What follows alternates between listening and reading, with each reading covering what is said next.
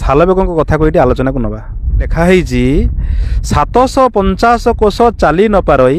ମୋହ ଯିବା ଯାଏ ନନ୍ଦୀ ଘୋଷେ ଥିବ ରହି। ଏଇ କଥାକୁ ଭକ୍ତମାନେ କେବେ ହେଲେ ବିଚାରକୁ ନେଇନାହାନ୍ତି, କେବଳ ଭକ୍ତି ଭାବରେ ଉଦ୍ଭୁତ ହେଇ ତାଙ୍କର ପାଗଳାମି ଦେଖାଇଛନ୍ତି, ଆଖି ବୁଜି ମାନି ନେଇଛନ୍ତି ଏବଂ ସେଇ କଥାକୁ ଶୁଆ ରଟିଲା ଭଳି ବାରମ୍ବାର ରଟି ଚାଲିଛନ୍ତି। ସିଧା କଥାରେ କହିବାକୁ ଗଲେ ଭକ୍ତ ତ ହେଉଛନ୍ତି ପାଗଳ, ସେ କିଛି ବି କହିପାରନ୍ତି। ମୁଁ ଏଇଠି ଭିଡ଼ିଓରେ ଗୋଟେ କଥା ସ୍ପଷ୍ଟ କରିଦେବା ପାଇଁ ଚାହେଁ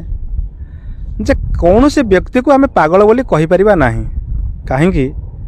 ନା କେବଳ ଡାକ୍ତର ହିଁ ଜଣକୁ ପାଗଳର ସାର୍ଟିଫିକେଟ୍ ଦେବ ଏବଂ ସେ ବ୍ୟକ୍ତି ତାର ମା' ହିଁ ତାକୁ ପାଗଳା ବୋଲି କହିପାରିବ। ଆମର କୌଣସି ବ୍ୟକ୍ତିକୁ ପାଗଳ ବୋଲି କହିବାଟା ଅସାମ୍ବିଧାନିକ। କିନ୍ତୁ ମୁଁ କାହିଁକି କହିଲି ଯେ ଭକ୍ତ ପାଗଳ, ନା ବେଳେବେଳେ ତାଙ୍କ କାର୍ଯ୍ୟକଳାପ,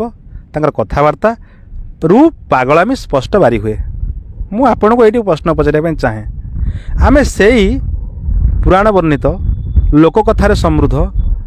ପୁରୁଣା ଯୁଗର ସାଲବେଗଙ୍କ କଥାକୁ ଏଇଠି ଆଲୋଚନାକୁ ନେବା। ସମସ୍ତେ କୁହନ୍ତି ଭକ୍ତ ସାଲବେଗ ଏମିତି କରୁଥିଲା, ସେମିତି କରୁଥିଲା, ଭଜନ ଜଣାଣ ଲେଖିଛନ୍ତି। ଭଜନ ଜଣାଣ ଲେଖିବାଟା ସ୍ୱାଭାବିକ କଥା, ଏଥିରେ କିଛି ବଡ଼ କଥା ନାହିଁ। ବହୁତ ଲୋକ ଭଜନ ଜଣାଣ ଲେଖିଛନ୍ତି, କିନ୍ତୁ ଯେଉଁ ଜଣାଣ ବା ଭଜନରେ ଗୋଟିଏ ଜାଗାରେ ଲେଖା ହେଇଛି 750 କୋଶ ଚାଲି ନ ପାରଇ ମୋହ ଯିବା ଯାଏ ନନ୍ଦୀ ଘୋଷେ ଥିବ ରହି। ଏଇ କଥାକୁ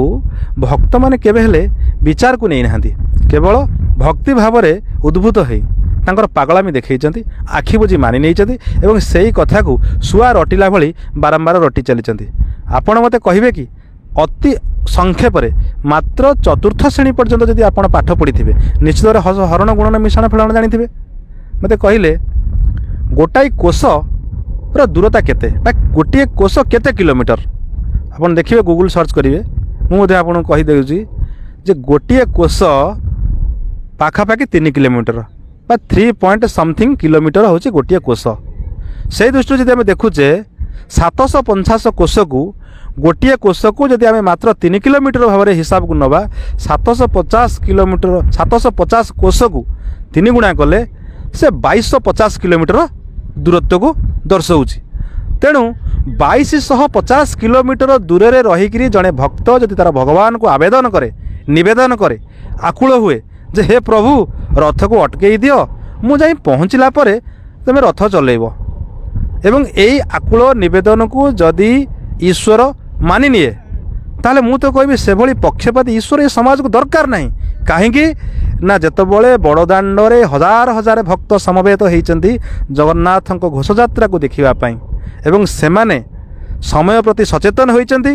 ସମୟ ପୂର୍ବରୁ ଆସିକରି ବଡ଼ଦାଣ୍ଡରେ ପହଞ୍ଚିଛନ୍ତି ଏବଂ ତାଙ୍କୁ ଖାଇବା ପାଇଁ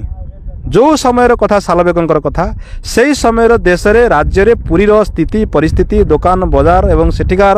ଯେଉଁ ସାମଗ୍ରିକ ସୁବିଧା ଯାହା ଥିଲା, ସେ ସମୟରେ ଲୋକ ଦୂର ସ୍ଥାନରୁ ପୁରୀ ଆସୁଥିଲେ, ସାଙ୍ଗରେ ଚୁଡ଼ା ଚାଉଳ ବାନ୍ଧିକି ଆଣିକି ଆସୁଥିଲେ। ତେଣୁ ସୀମିତ ଖାଦ୍ୟ ପଦାର୍ଥ ଓ ସଂସାଧନ ସମ୍ବଳକୁ ଆଣି ଆସିଥିବା ହଜାର ହଜାର ଭକ୍ତ ଅପେକ୍ଷା କରିଛନ୍ତି ରଥଯାତ୍ରାରେ ଜଗନ୍ନାଥଙ୍କୁ, ରଥାରୂଢ଼ ଜଗନ୍ନାଥଙ୍କୁ ଦେଖିବା ଏବଂ ରଥ ଟାଣିବା ପାଇଁ। ଏହି ସମୟରେ କେହି ଜଣେ ଭକ୍ତ ପାଖାପାଖି 2500 କିଲୋମିଟର ଦୂରରେ ରହିକରି ଜଗନ୍ନାଥଙ୍କୁ କହୁଛି ତୁମେ ରହିଯାଅ, ମୁଁ ଗଲେ ତୁମର ରଥ ଟଣା ହେବ। ତାହେଲେ କୁହନ୍ତୁ 2500 କିଲୋମିଟର ଦୂରତ୍ୱକୁ ଚାଲି ଚାଲିକି ଜରେ ଆସିବ, ଅତିକ୍ରମ କରି ପୁରୀରେ ପହଞ୍ଚିବ, ତାହା ପୁଣି ସାଲବେଗଙ୍କ ସମୟର ଯଦି ସମୟକୁ ଆମେ ଦେଖିବା, ଭାରତ ଦେଶରେ ଯେଉଁଭଳି ଭାବରେ ରାସ୍ତାଘାଟ ଗମନାଗମନୀର ଯେଉଁ ବ୍ୟବସ୍ଥା ଥିଲା, ଯାହା ସହରମାନଙ୍କ ସହିତ ଯୋଡ଼ି ହୋଇନଥିଲେ, ଗାଡ଼ି ଘୋଡ଼ାର ବ୍ୟବସ୍ଥା ନଥିଲା, ପାଦ ଚଲା ରାସ୍ତା, ଅତି ବେଶୀରେ ବଳଦ ଗାଡ଼ି ବା ଯଦି ଘୋଡ଼ା ଗାଡ଼ି କଥା କୁହାଯିବ ତାହେଲେ ତ ଘୋଡ଼ା ଗାଡ଼ି କଥା ଏଠି କୁହାଯାଏନି, ଚାଲି ନ ପାରଇ ଚାଲି ଚାଲିକି ଆସିବାକୁ ପଡ଼ିବ। କେତେ ସମୟ ଲାଗିଥିବ ଅନ୍ତତଃ ପକ୍ଷେ 250 କିଲୋମିଟର ରାସ୍ତାକୁ ପାଦରେ ଅତିକ୍ରମ କରି ଆସିବା ପାଇଁ କେତେ ସମୟ ଲାଗିଥିବ, କେତେ ସମୟ ଧରିକିରି ଜଗନ୍ନାଥ ତା କଥା ମାନିକିରି ରଥକୁ ଅଟକେଇକି ରଖିଲେ ଏବଂ ବହୁତ ସଂଖ୍ୟାର ଭକ୍ତମାନେ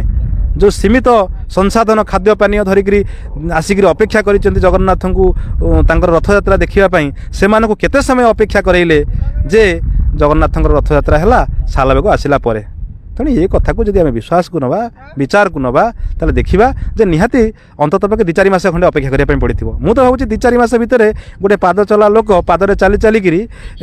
ପାଖାପାଖି 2500 କିଲୋମିଟର ବାଟ ଅତିକ୍ରମ କରି ଆସିପାରିବ ନାହିଁ। ତ ତାମାନେ କ'ଣ ଆମେ କହିପାରିବା 4-5 ମାସ ରଥଯାତ୍ରା ଅଟକି ରହିଲା ଏବଂ ସେଇ ଯେଉଁ ଭକ୍ତ ଆଉ ଶ୍ରଦ୍ଧାଳୁ ପୂର୍ବରୁ ଯେଉଁମାନେ ଆସି ସମବେତ ହୋଇଥିଲେ ସେମାନେ କ'ଣ ଆଉ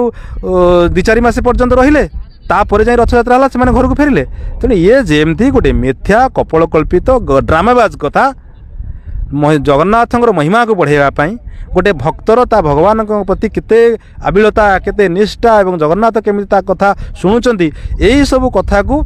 लोकों पाखे प्रतिष्ठित करने कौन बुझे कि जमती मिछ कहानी को रचना आजिर दिन में आजिर दिन में नुआ सेबेठार ए पर्यंत विभिन्न समय जो चमत्कार बोले जो कथा कहगुड़ाक सबू सुचिंतित कपोलकल्पित परिकल्पित योजना गोटे गोटे मिछर गोटे गोटे फर्द। तेणु काली जो रथयात्रा परदिन जो रथयात्रा थिला से रथयात्रा रथ न गड़वा एवं काली ताकू गड़ेवा एवं या पछरे कौन रही कारण ना कहीं जड़े सालबेग डाकुची। आजिकल तो राजनीतिक माहौल में कहगला जे गौतम अडानी जी ये देशर जड़े विशिष्ट शिल्पपति एवं जी राजनीति जो मैंने सरकार को आसी को जो मैंने पृष्ठपोषकता करुँच जहाँ चांदारे जहाँ फंडिंग रे दल चली गौतम अडानीकर ओडिशा आसबार थिला जगन्नाथ घोषयात्रा सामिल होबार थिला कौन सी दुर्भाग्य कारण से आसीपारे बोली निर्दिष्ट दिन में तांको आसवा पर्यंत रथयात्रा को अटेक रखापी सालबेगर ना नहीं लोक गुमराह करी माने विभ्रष्ट करेगी लक्ष्य को विभ्रांति करेगी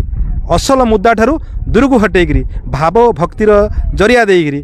से प्रकार काम करने चाहिए जो गौतम अडानी आसी पहुँचुंट द्वितीय दिन में रथयात्रा हो। तेणु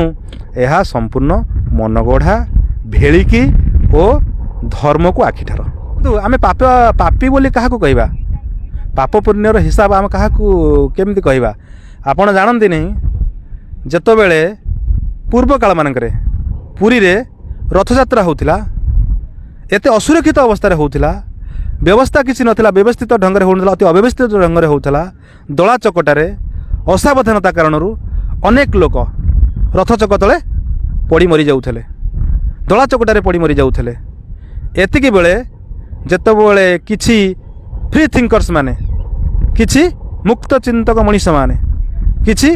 रैशनलिस्ट लोक माने जेतले पचारुथले जे जगन्नाथ सर्वमय कर्ता जगन्नाथ काले भक्त वत्सल जगन्नाथ रथारूढ़ जगन्नाथ को देखापी भक्ति गदगद चित्तर जाइथिया भक्त ये दुर्गति को लाभ कला कहीं जगन्नाथ सीठी रक्षा कले कहीं सेतबेले यही कथार प्रश्न यही प्रश्नर उत्तर दे न पारी तांको बाटबणा करने किछि धूर्त लोक चालाक लोक धर्म को धंदा करी चलुवा लोक माने मिछ कथा कहले कौन ना जीए रथ चक तले जीवन दब से सीधा वैकुंठ को पलैब एवं जगन्नाथ पाखे रही मिथ्या अपप्रचार करने फल दुर्दशा आहुरी बढ़िला परवर्ती दिन मानकरे यह को सत्य मन करी अनेक धर्म विश्वासी लोक सरल विश्वासी लोक मूर्ख लोक जानी शुणिकी रथ आगू डेईक आत्मबलिदान देले या रहा मन कौन ना रथ चक तले मु मरीगले मत वैकुंठ को जीवाकू टिकेट मिलଯିव कहीं से आज ये भली काम करने गले कहीं से आत्महत्या करने गले ना पूर्व दिन मानकरे पूजा पंडा माने धर्मजाजक माने से माने जो प्रकार अवैज्ञानिक कथाटी को प्रचार कले जे जी रथ चका तले मरिब से वैकुंठगामी हम यही कथा को आधार करी लोक मैंने परवर्ती मुहूर्त में निजे आत्महत्या करी जीवन बलिदान देले रथ चका तले जे आमे वैकुंठगामी हबू। यही भली अनेक दिन धरी चलला परे जेतबेले ब्रिटिश शासनाधीन भारत देश में जेतबेले ओडिशा रे पुरी रे रथयात्रा हला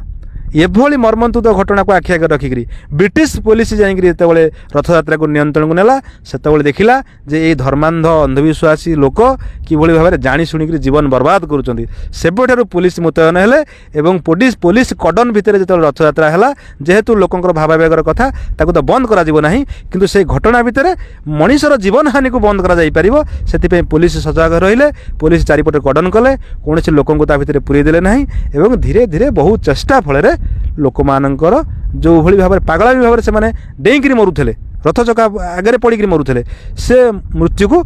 किछि मात्रा रे दूर करा जाई पारिछि संपूर्ण मात्रा दूर करा जाई न पाइले मध्य बहुत मात्रा दूर करा जाई पारिछि। तेणु आज जो भक्त माने मले से माने निश्चित भाव में मनीष कहार बापा थिले कहार भाई थिले कहार स्वामी थिले कहार माँ थिले भौणी थिले प्रत्येक जीवन मूल्य रही आम जीवन टी जेमती से जीवन टी सेमती आम समस्त दुख प्रकाश कर आवश्यकता रही है समय एवं चिंता कर कथा रही जे आमे सेठी कृत्रिम भिड़ बनैबा नहीं अंधविश्वास पढ़िकी मोक्ष प्राप्ति एवं आमर कौन ताकू कहते पुण्य लाभ करने ना अजथार जाकि भिड़ करवा भिड़िकी करवा दला चकटा हवा एवं जो व्यक्ति जानी जे निज देहरे कंटा फुड़िले जेतिकी कष्ट अन्य देहरे कंटा फुड़िले सेतिकी कष्ट से केबे भक्त नुह जे मनीष को भल पाइनी से केबे भगवान नुह। तेणु जिते भक्त माने दला चकटा समय भिड़ समय गोटे लोकर परिस्थिति को बुझी पारती ना तापर चढ़ी चली जाती एकाधिक लोक जो गोटे लोक चढ़ी जाऊँगी से भली संगीन परिस्थिति दला चकटे अनेक लोक जीवन जाऊँगी जहाँ सबुबले मानवता दुखर विषय आम समस्त चिंता और परितापर विषय। वीडियो भल लगिले वीडियो को लाइक करंतु, वीडियो को शेयर करंतु, कमेंट बॉक्स रे निजर मतामत दियंतु। नुआ वीडियो देखिबा पई आम चैनल को सब्सक्राइब करंतु, बेल आइकन रे क्लिक करंतु। देखा हेबो आउ एक नुआ शिक्षणीय वीडियो रे। नमस्कार।